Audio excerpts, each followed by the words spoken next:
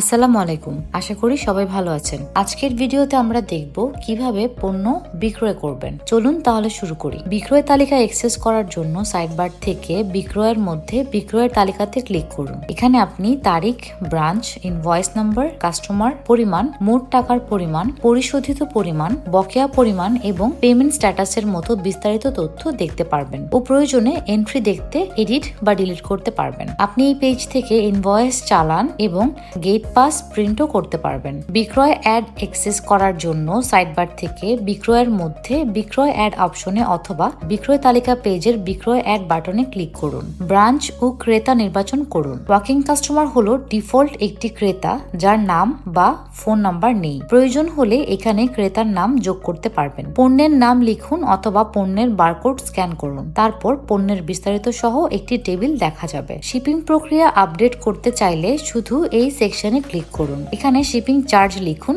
VAT নির্বাচন করুন, discount দিন এবং অতিরিক্ত খরচ যোগ করুন। ডিসকাউন্টকৃত দাম এবং ভ্যাট মোট বিক্রয় মূল্যের উপর ভিত্তি করে নেওয়া হয়। পেমেন্ট পদ্ধতি নির্বাচন করুন, তারপর পেমেন্ট অ্যাকাউন্ট নির্বাচন করুন এবং একটি পেমেন্ট রো যোগ করতে প্লাস আইকনে ক্লিক করুন। প্রয়োজনে পেমেন্টের তারিখ এবং পরিমাণ ঠিক করুন। আপনি একাধিক পেমেন্ট পদ্ধতি যোগ করতে পারবেন ও পেমেন্ট রোগুলো ডিলিটও করতে পারবেন। প্রয়োজনে একটি নোট যোগ করুন। বিক্রয় থেকে আপনি ড্রাফট বা কোটেশন হিসেবে সেভ করতে পারবেন ও ইনভয়েস প্রিন্ট করতে পারবেন। বিক্রয় তালিকা বিক্রয় সংরক্ষণ করতে বিক্রয় করুন বাটনে ক্লিক করুন। এভাবে খুব সহজে আপনি জাবেদা অ্যাকাউন্টিং সফটওয়্যার ব্যবহার করতে পারবেন। আরো বিস্তারিত জানার জন্য আমাদের সাথে থাকুন, সাবস্ক্রাইব করুন, ভিডিওটি লাইক করুন এবং জাবেদা ব্যবহার করে আপনার ব্যবসার হিসাব রাখুন অনেক সহজে, অনেক কম সময়ে। ধন্যবাদ।